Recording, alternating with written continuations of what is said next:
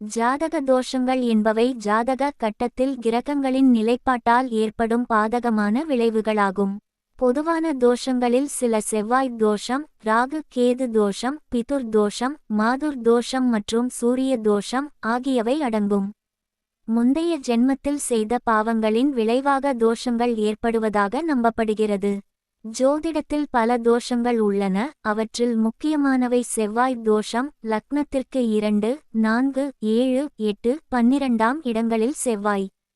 ராகு கேது தோஷங்கள் கால சர்ப்ப தோஷம், மாங்கல்ய தோஷம், களத்திர தோஷம் மற்றும் சூரிய தோஷம் போன்றவை. இவை ஜாதகத்தில் கிரகங்களின் நிலை காரணமாக ஏற்படுகிறது. முக்கியமான தோஷங்கள்: செவ்வாய் தோஷம். லக்னத்திற்கு 2, 4, 7, 8, 12ஆம் வீடுகளில் செவ்வாய் இருந்தால் இந்த தோஷம் ஏற்படுகிறது. திருமண பொருத்தத்தில் இது ஒரு முக்கிய காரணமாக கருதப்படுகிறது. ராகு கேது தோஷங்கள். ராகுவும் கேதுவும் ஜாதகத்தில் ஒரு குறிப்பிட்ட நிலையில் இணைவதால் ஏற்படும் தோஷங்கள். மாங்கல்ய தோஷம் திருமண வாழ்க்கையை பாதிக்கும் தோஷம். களத்திர தோஷம் திருமண உறவில் பிரச்சனைகளை ஏற்படுத்தும் தோஷம். சூரிய தோஷம் சூரிய கிரகத்தின் நிலை காரணமாக ஏற்படும் தோஷம்.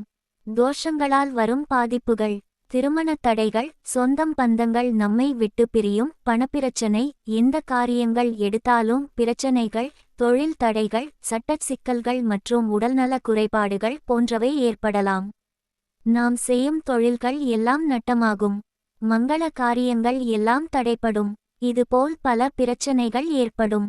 பொதுவான கோவில் பரிகாரங்கள் என்ன என்று பார்க்கலாம். 1. கால சர்ப்ப தோஷ நிவர்த்திக்கு திருப்பாம்புரம், திருச்செந்தூர், காளகஸ்தி போன்ற கோவில்களில் பரிகார பூஜைகள் செய்வது, ராகு நேரத்தில் துர்க்கைக்கு தீபம் வைத்தல் ஆகியவையால் தோஷம் நிவர்த்தி ஆகும். 2. செவ்வாய் தோஷம் பரிகாரங்களுக்கு விநாயகர் வழிபாடு. செவ்வாய்க்கிழமை விநாயகருக்கு தீபம் வைத்தல். முருகன் வழிபாடு. வைத்தீஸ்வரன் கோயில் செவ்வாய் காயத்ரி மந்திரம் உச்சரித்தல். சிவப்பு நிற பூக்களை கொண்டு முருகருக்கு அர்ச்சனை செய்தல், துவரை தானம் செய்தல் மற்றும் அம்மன் காவல் தெய்வ வழிபாடு போன்றவை. 3.